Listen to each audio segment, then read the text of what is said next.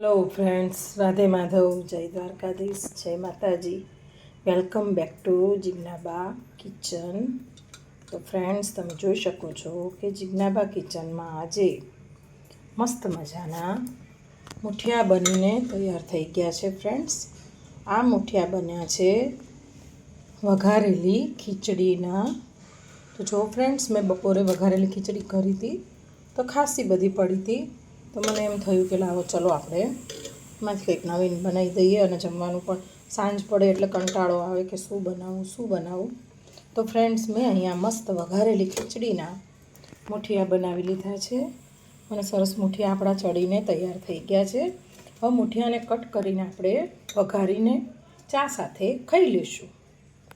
તો ચાલો ફ્રેન્ડ્સ, હવે પહેલાં આપણે મુઠિયાને કટ કરી દઈએ। મુઠિયા સરસ કટ કરી લીધા છે અને મને તો એમનેમ જ મુઠિયા આપણે વઘાર્યા વગરના પણ એટલા જ ભાવે, પણ એને આપણે સિંગ તેલમાં ડીપ કરીને ખાશું।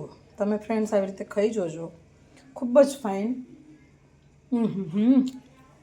ખૂબ જ ટેસ્ટી એવા મુઠિયા લાગે છે। એકદમ ઇઝી રેસીપી છે મુઠિયાની ફ્રેન્ડ્સ। હવે હું મુઠિયાને સરસ વઘારી લઈશ।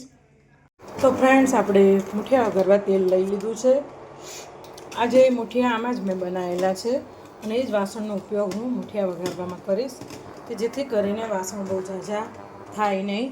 મેં સુધારી લીધું છે, તે પણ એના ઢાંકણામાં સુધારી લીધા છે કે વાસણવાળા રાત્રે આવતા નથી એટલે વાસણ આપણે બહુ થાય નહીં, અને એમ પણ વાસણના લિક્વિડ અને સાબુની પણ થોડી બચત થાય છે।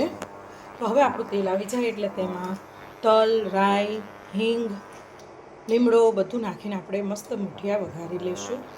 ફ્રેન્ડ્સ, આપણી રાઈ અને આપણું તેલ પણ સરસ આવી ગયું છે અને આપણી રાઈ પણ સરસ ચટકી રહી છે। લીમડો નાખીશું,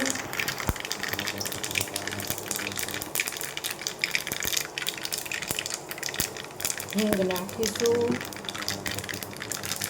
તલ એડ કરીશું, ત્યારબાદ તેમાં આપણે થોડું પાણી એડ કરીશું।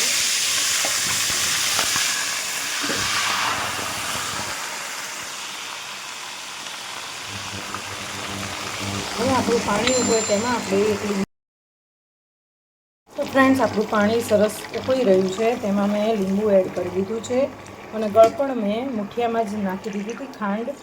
તમે તમારા સ્વાદ પ્રમાણે ખાટો મીઠો ટેસ્ટ આપી શકો છો। જાડો લોટ લીધો છે, ઝીણો લોટ લીધો છે અને હવે આપણા મુઠિયા આપણે જે વઘાર કર્યો છે તેમાં એડ કરી દીધા છે અને હવે તેને આપણે સરસ હલાવી લઈશું। ચાલો ફ્રેન્ડ્સ, હવે હલાવીને તૈયાર કરીને હું તમને મળું છું। જોઈ શકો છો કે આપણા મુઠિયા બનીને રેડી થઈ ગયા છે, મસ્ત મજાના।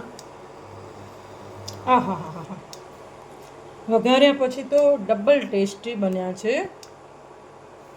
તમે પણ જરૂરથી આવો જિજ્ઞાબા કિચનમાં વઘારેલી ખીચડીના મુઠિયા ખાવા। તેને મેં ધાણાથી ગાર્નિશ કરી દીધા છે અને હવે હું ફટાફટ ચા મૂકીને ચા ને મુઠિયા અમે જમી લઈશું। સાથે શાકભાખરી પણ બનાવેલી છે। તો ચાલો ફ્રેન્ડ્સ, જિજ્ઞાબા કિચનમાં મુઠિયા અને ચા જમવા।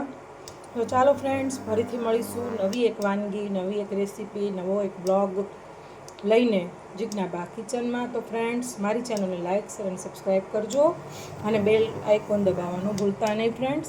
તો ચાલો, રાધે માધવ, જય દ્વારકાધીશ, જય માતાજી, બાય, સી યુ સૂન।